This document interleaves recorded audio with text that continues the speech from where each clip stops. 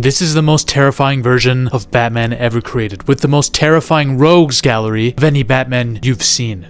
And the world itself has a much creepier origin. This ain't your regular Batman, folks. This is a Batman who is a blue-collar worker struggling to pay the bills. This man's late on water bills. He comes home to this.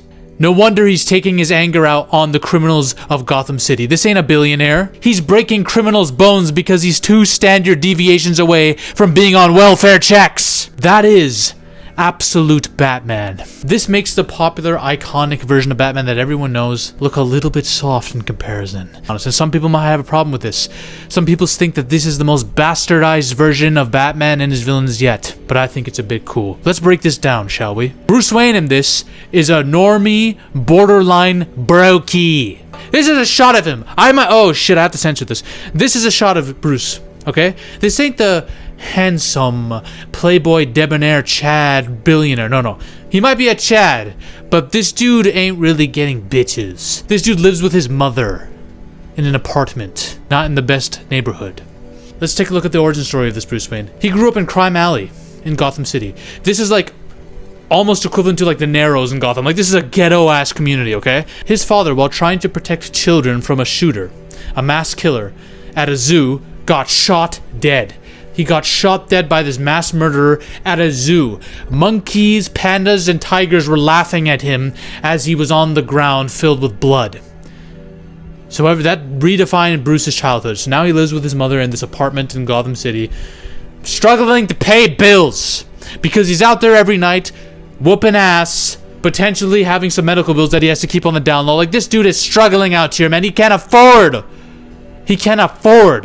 to have a $1 billion empire cover for him while he can do whatever he wants and then go to town at nighttime. No, this guy's got to be up at the day and the night.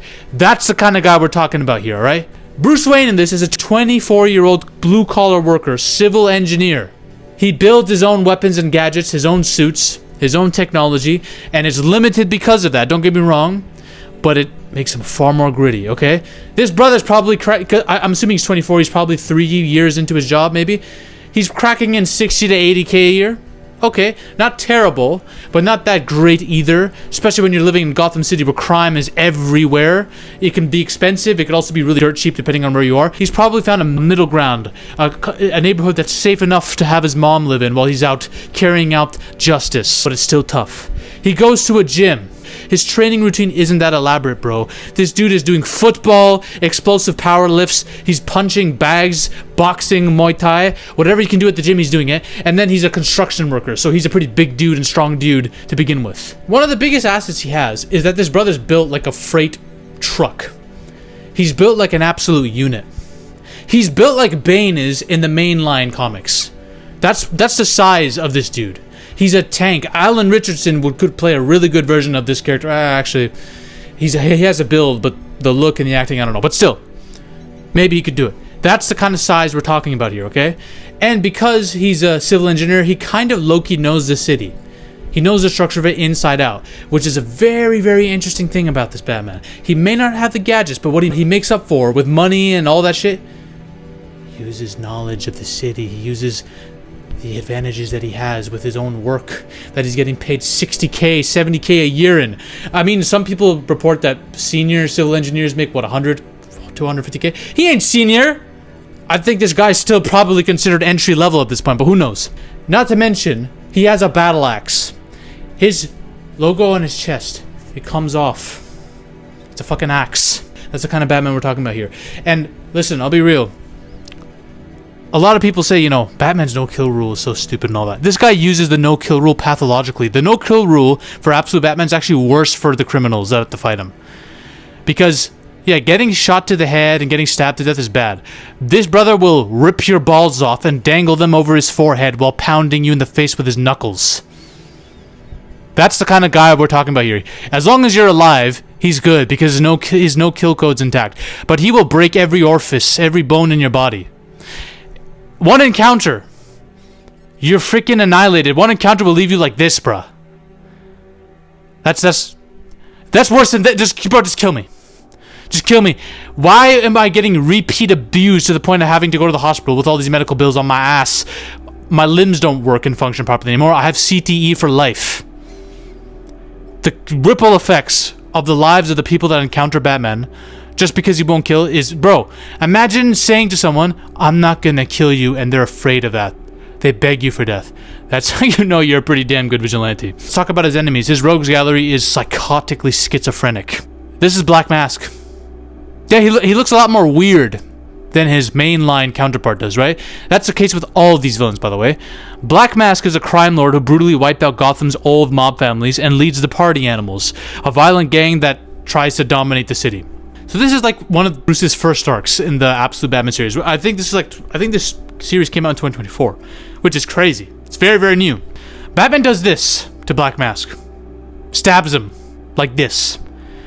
Most brutal Batman of all time, okay? This is Mr. Freeze!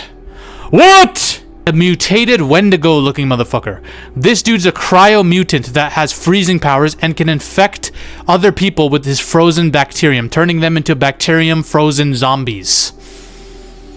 Some people might find that silly. No, man, what is this stupid version of Freeze? I love the old Freeze, but this ain't supposed... I don't even think this is trying to be the old Mr. Freeze. This is like, yeah, you're Mr. Freeze by name and just, you know, with a connection to Frozen shit, but you're a horror movie villain. You're a horror movie villain. He's basically turning Gotham into a frozen hellscape.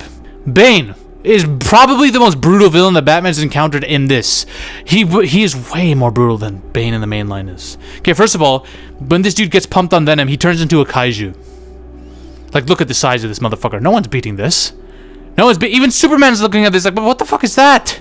The hell? In this first fight with Batman, he basically destroys all of his pressure points and nerves and paralyzes Batman, takes him to Arkham M and tortures him. Basically tries to surgically create a new version of himself, create a new Bane, pump him full of venom that will alter his consciousness and turn him into like an enslaved Bane or something. It's kind of fucking stupid when I say it like that, but still, he tortures the shit out of him in Arkham M, and Bruce is surgically fucked because of Bane. Now, Bruce does escape with the help of one of the other villains, Killer Croc, who we'll get to. But then Bane's like, fuck it, I'm gonna find all of Bruce's friends and brutally destroy their bodies so they cannot move, they'll be deformed, and they will be cripples for the rest of their life. That's what Bane does to Bruce's friends, okay? So Bruce and Bane have a final fight where Bruce challenges him. They fight, okay? He overloads and makes Bane OD on his own venom, turning Bane into this disgusting blob of mess. It's pretty freaking disgusting. There's a lot of... This would really make a good body horror superhero flick. Killer Croc is this fucking kaiju-looking, xenomorph-looking motherfucker over here in the sewers. But he's actually a friend to Batman. They were kind of allies. Killer Croc does kind of help Batman low-key. So that's at least one good thing for Batman in this universe. The Riddler is this guy who got injured by Bane and now has become a cybernetic villain. And then we got the Joker. I made a whole video on this bit. But we got the Joker. All I'm going to say is the Joker is a billionaire. He's basically like Bruce Wayne. He's basically what Bruce Wayne is supposed to be. This billionaire who has a lot of knowledge, learns from many masters, has traveled the world 10 times over. Only problem is he's also a demon. He can transform into a demon, and he uses blood transfusions of children to maintain his appearance. Absolute DC Comics are trying to tell us something here, okay? About the elites, the satanic elites, right? This guy's true form is this. His demon Joker form that he has to keep at bay. He comes from a wealthy family that got their money in the entertainment industry, doing philanthropic work with the money to help make the world and its children smile. Okay, that was the initial goal. Then he started as a street performer before taking the show on the road and eventually getting involved with Hollywood. How fucking interesting. The Grimm family, which is his family, made the first movie and went on to create video game consoles, cable companies, and tech chips that made... Basically, they had their hands in many businesses, okay? All focused on entertainment. In the present day, the current Joker is the fifth head of a billionaire crime family on one of his remote islands with a slew of weapons hunting the perfect game. You know Ready or Not? With the rich people hunting people? That's what this dude does on his private island. This is what... Rich people low-key do this in real life too, by the way. You ever heard of the cases of people sniping tourists in some countries? You should Google it. Some crazy shit is happening out there, right? Alfred reveals that the Grimms had their hands in destruction too, because this family apparently funded both sides of several wars, even World War I, and invested in weapons including the atomic bomb. And it turns out the Joker uses these islands to trap his enemies for years and hunt them when he's bored. He corners his victims and then transforms into his demonic form. You're telling me private islands where you kill people, blood rituals involving children, and entertainment industries that have their hands in a lot of different things, including organized crime, global conflicts, and wars. It's like the writers of this know something and are trying desperately to tell us. But the way the world works, oh, how many videos I could make on that. But the craziest thing is we don't fully know, at least I don't know myself, because maybe it's been revealed in a comic book recently. Joker's demon form, we don't know the true origin of it. We know there's a lot of self-experimentation that he went through over the course of his years that could have caused it, but we don't know. There must be something eldritch in nature about this character. Also, by the way, when Bane lost to Batman, he still survived.